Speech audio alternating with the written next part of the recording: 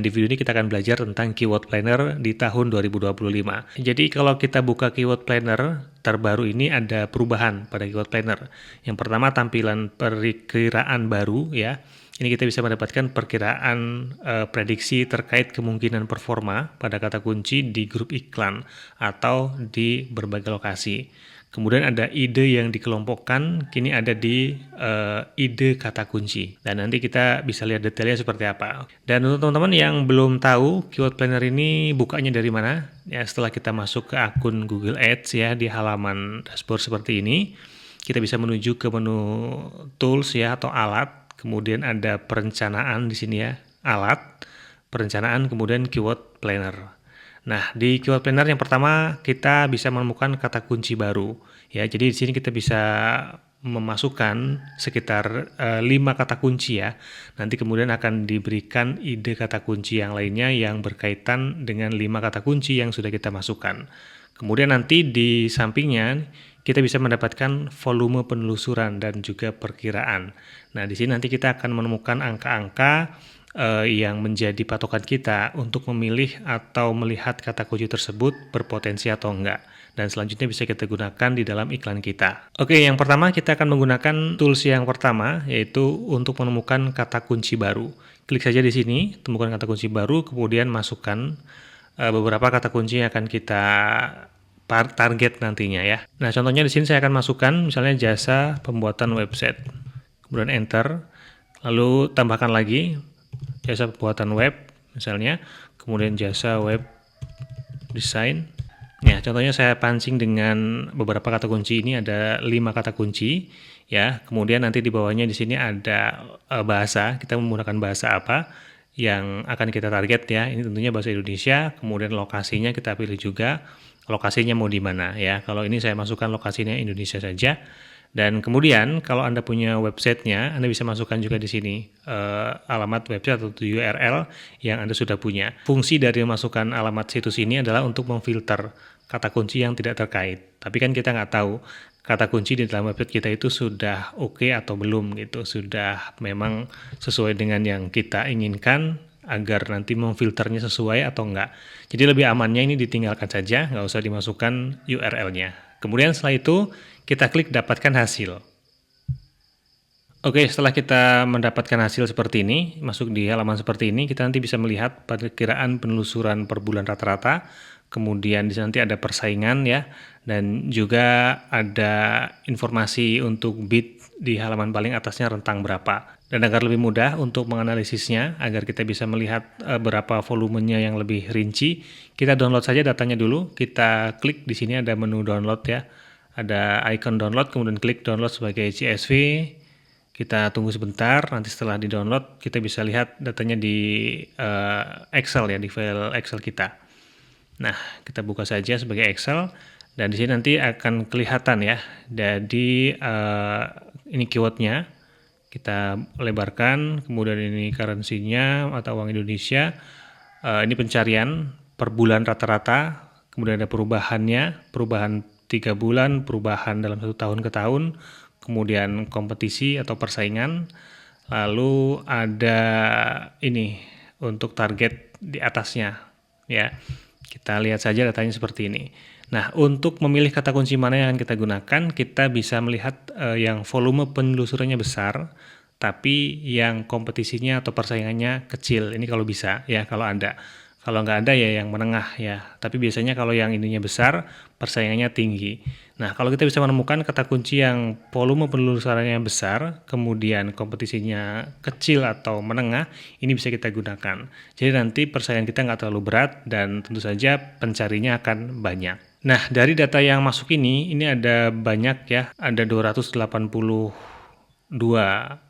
kata kunci yang didapatkan dari ide kata kunci tadi yang kita dapatkan dari keyword planner yang di bagian pertama yang mendapatkan ide kata kunci ini. Nah, sekarang saatnya kita filter lagi untuk mendapatkan atau melihat perkiraan penelusuran di menu yang berikutnya, yaitu untuk mendapatkan volume penelusuran. Kita klik aja di sini, kemudian kita masukkan kata kunci yang sudah kita pilih ya. Kita buka di Excel lagi dan kita pilih kata kunci yang potensinya bagus ya, yang penelusurannya besar.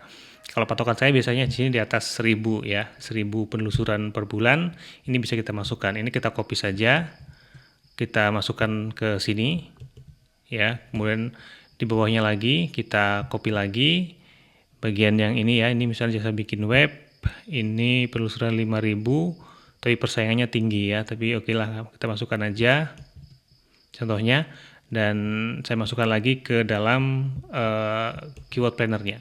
Dan ini masukkan saja beberapa kata kunci yang memang sudah kita pilih sekitar 10 atau 20, ini boleh ya, tergantung dari pilihan kita. Kata kunci yang memiliki potensi bagus, ini kita pilih saja, kita masukkan. Oke, di sini sudah saya masukkan beberapa kata kunci yang menurut saya penelusurannya bagus ya, penelusurannya tinggi dan persaingannya ya kalau nggak menengah ke rendah gitu. Dan kemudian kita klik mulai untuk melihat perkiraan untuk penelusurannya. Kita klik mulai. Dan kemudian di sini kita bisa melihat lebih rinci ya, perkiraan penelusuran per bulan dan seterusnya. Ya. Oke, di sini Anda bisa mempertimbangkan kata kunci yang akan menjadi target kita di dalam iklan ya. Jadi nanti kita bisa memperkirakan di sini ada di menu perkiraan. Kemudian kita bisa melihat ya rencana yang kita masukkan ini ada 19 konversi. Kalau kita menjalankan iklan ini, yaitu 19 konversi ini dengan CPA rata-ratanya 120.000, kita bisa mendapatkan 383 klik ya.